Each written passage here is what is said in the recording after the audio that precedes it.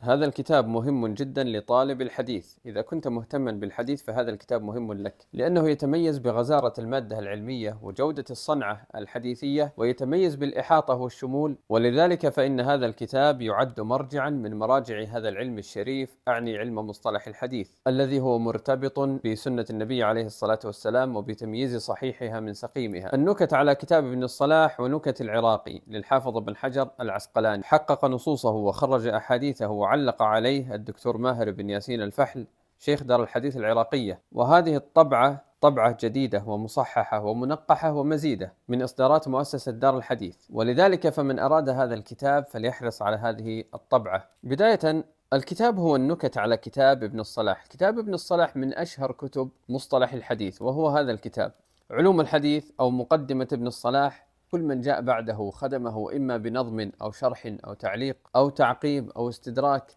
وممن جاء بعد ابن الصلاح وخدم كتابه الحافظ العراقي في كتاب له اسمه التقييد والإيضاح، ثم جاء ابن حجر تلميذ العراقي وكتب هذه النكت على كتاب ابن الصلاح وعلى ما كتبه العراقي في التقييد والإيضاح. امتاز الحافظ بن حجر رحمه الله في كتابه هذا بجرأته على قول الحق، فلم يكن ممن يتهيب الأسماء والألقاب وطول الباع، بل صرح بما يراه حقا من غير تهيب ولا وجل، إلا أن هذه الجرأة لم تفقده أدب الحوار العلمي ولا حسن الظن بالعلماء، إلى غير ذلك من الأمور التي لاحظها المحقق في أثناء تحقيقه لهذا الكتاب. أما منهج التحقيق فالمحقق حاول ضبط النص قدر المستطاع، خرج الآيات والأحاديث، وكذلك خرج أكثر نقولات ابن حجر عن العلماء، وذلك بعزوها إلى كتبهم، وكذلك تتبع المصنف فيما يريده من المذاهب. والمحقق لم يترجم للأعلام الذين يذكرهم المصنف حتى لا يضخم الكتاب، والكتاب كما ترى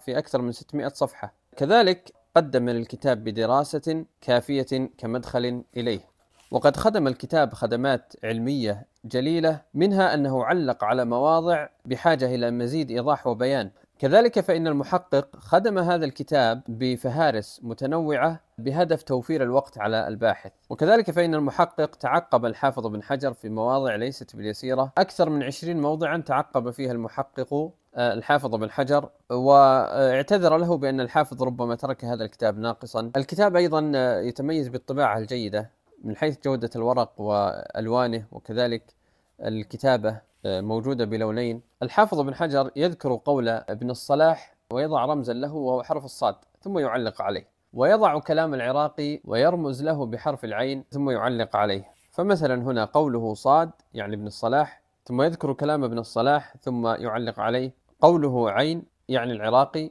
ثم يذكر كلامه ويعلق عليه. فالكتاب مهم جدا لطالب علم الحديث. أسأل الله عز وجل أن يبارك فيه وأن ينفع به.